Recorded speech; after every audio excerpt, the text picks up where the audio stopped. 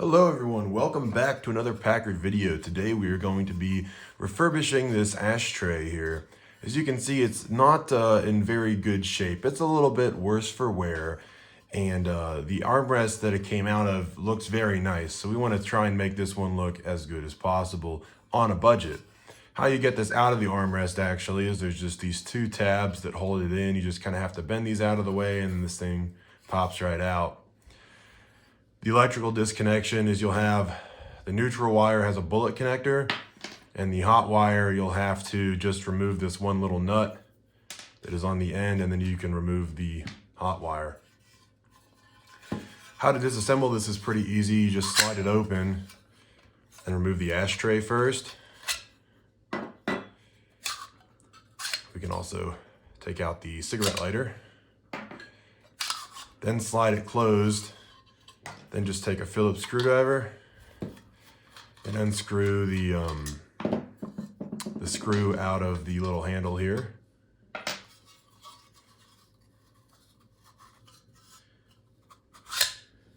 And then this is, you get the cover off. And then the only thing else you can do to take this apart really is to, just want to be careful not to break stuff. So that comes apart, and then this, of course, just pops out. Unfortunately, this is about the end of the line in terms of how far you can disassemble this, because the rest of it is spot welded together. So, because it kind of looks like you should be able to take this piece off of this piece, but you really can't. Likewise, you might be able to get this tab out of here, but you'd have to bend these ones up, and it was just never, I mean, that's not visible, so you could do that, but it's kind of wasting your time, because if it's not visible, then why mess with it? So what we're going to do to refurbish this here is, first of all, blast off all the old rust and gunk here. And then we're going to sand it down to get rid of all the high spots. And then we're going to use a bit of cheap paint to kind of act as a body filler, to kind of fill in the low spots. Actually, this one's not too pitted, so the paint probably isn't even necessary, but I'll probably try it anyway. And then we're gonna take some aluminum tape and then just tape over this whole thing. Then optionally, I will do it at the end, but it's not particularly helpful, is to just take some polish. Really doesn't matter what type of metal polish you use. We'll take some polish and polish up the aluminum. So it's not gonna be like concourse level perfect, I already know that, but it's going to be a pretty good improvement on rusty metal. So I'm going to blast off this rust and then get back to you. All right, now we got these things cleaned up here. It actually turned out pretty well, and we can detail it a little bit with just a manual brush here. We can also use some steel wool to kind of get in here and clean this stuff up. A lot of it is just kind of grime. So let's get in there with the steel wool and polish it up just a bit. But as we can see, there is still a good amount of pitting and things like that. So while it definitely looks better, we're gonna see if we can improve on that just a little bit more. Because what I don't like is, like right here, you can see, if the camera will focus, I think, how much pitting there is. And to me, that just doesn't look very good. So the next step we're going to do is take a bit of sandpaper, and then we'll just use a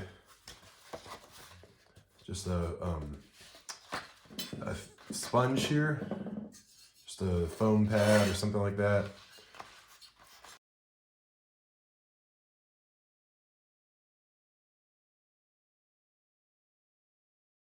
What's interesting is, I mean, obviously we're scratching our finish, but it's not tearing it up too bad. Like, compared to the pitting here, you really can't notice the fairly minor sanding marks. So it's not exactly the point of no return if you want to just sand it a little bit. All right, so our next step, which is probably optional, but we're gonna give it a shot, is to fill in some of the pitting here with some paint. So I just have some cheapo acrylic paint. If you're buying some specifically for this, you may as well get black because you can use this to redo the lettering for the instrument cluster bezels. But we're just gonna stick a little bit of paint on here. Just a little bit, that's almost too much. There we go. Then we're just gonna paint over our pitting here.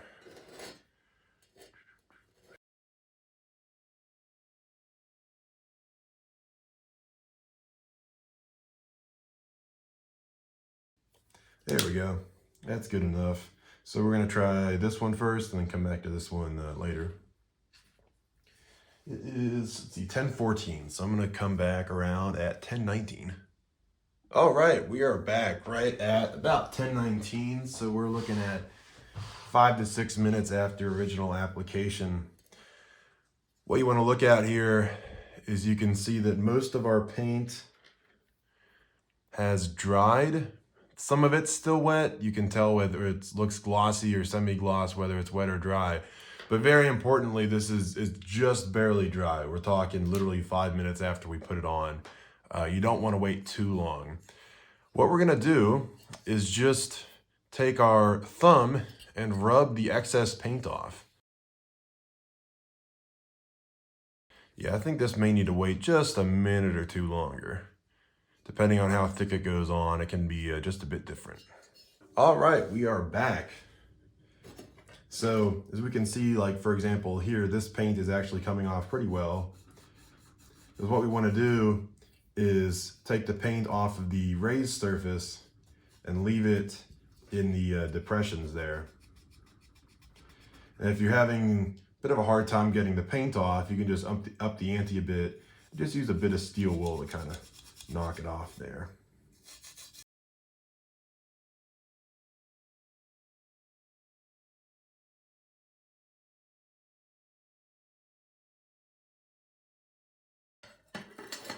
So now we have our paint taken care of. It's not perfect, but we did fill in a lot of these depressions here, so it's gonna make it easier to apply our aluminum tape without it getting sunken into the depressions. I think for the purposes of this video, I'm going to not apply the paint to this because one, the pitting's not as bad. Two, it's more difficult, though certainly not impossible to do it with these grooves in here. And then we can also get a bit of a comparison between doing the paint and then not doing the paint. So for applying this tape here, it's probably pretty obvious, but we'll walk through it. So we just cut a piece to size here. What we want to do is flush up one side, whichever is the nicer edge of this. Flush this up.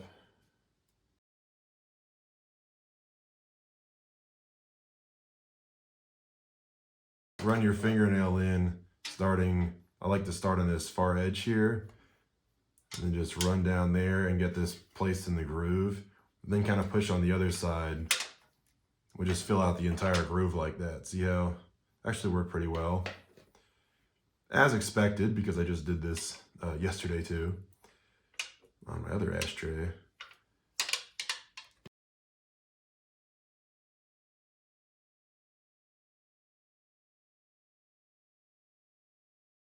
Then we can take our razor knife and just trim along here.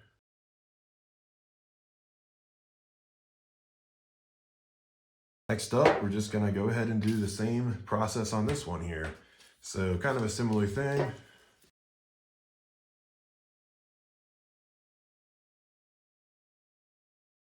So we want to start on the outside.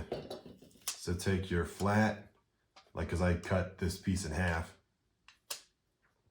Take the flat side and just put it slightly over the edge. We can run that down just like that.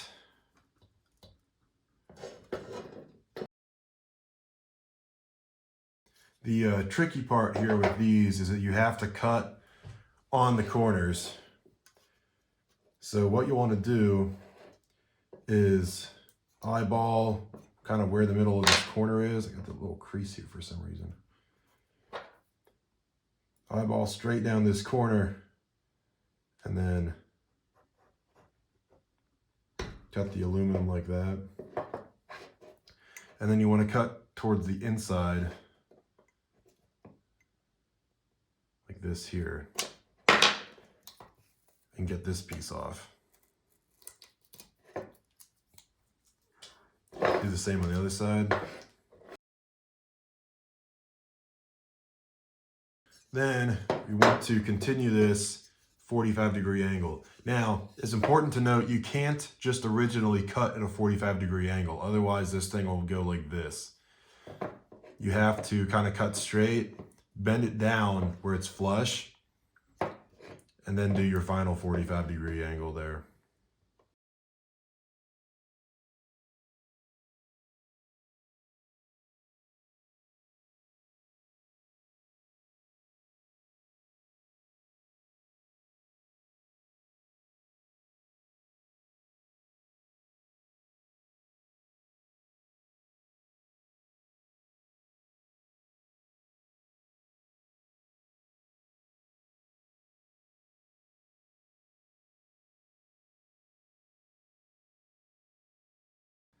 So when you're doing the other two sides, what you want to note simply when you press down is look at the seams here, and you're going to want to cut. It's hard to explain, but like we can see this seam here, and it's kind of a ramp, like the ramp goes up this way, right? Because it's lower here, there's a piece of tape here, so it's ramping up. So you want to cut kind of at the top of the ramp, and that's going to be your best place to cut to have the least amount of gap there.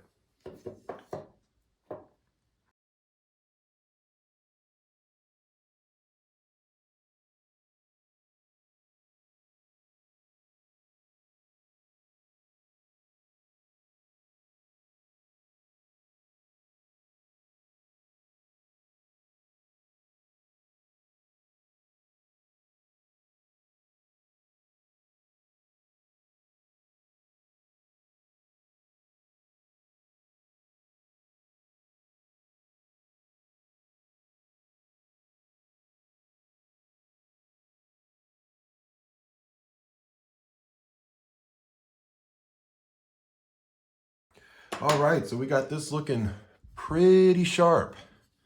So the last thing to do is just polish this up, and then we can also polish all of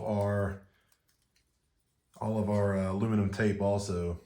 So this is another thing that just needs to be cleaned up with a wire brush.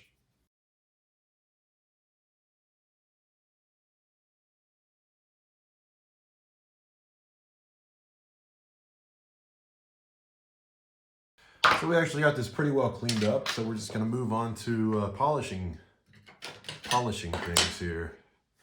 I'm just gonna polish off camera and get back to you with the results. All right, here we go. We got it reassembled. The only real reassembly note is that these threads here a lot of times get rusty or whatever, and this can be kind of hard to put back on.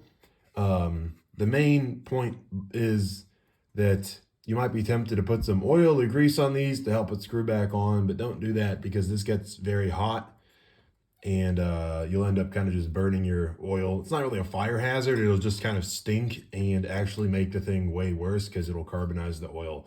So don't oil those, but other than that, we're basically good to go here. I didn't do a whole lot on the inside because no one's really going to be smoking in my car. This is mostly meant to look good from a little bit of a distance away. Like nobody's really going to be, oh, look, it's got a little bit of a wrinkle in it. Like, no, needs to look good from the outside of the car is pretty much the main standard here. Or if you're sitting in the back seat of the car and not looking too closely, it looks real nice and shiny. A lot better than how it looked before. I'm actually going to go reinstall this in the armrest and we can see the final result. All right, here's the final result.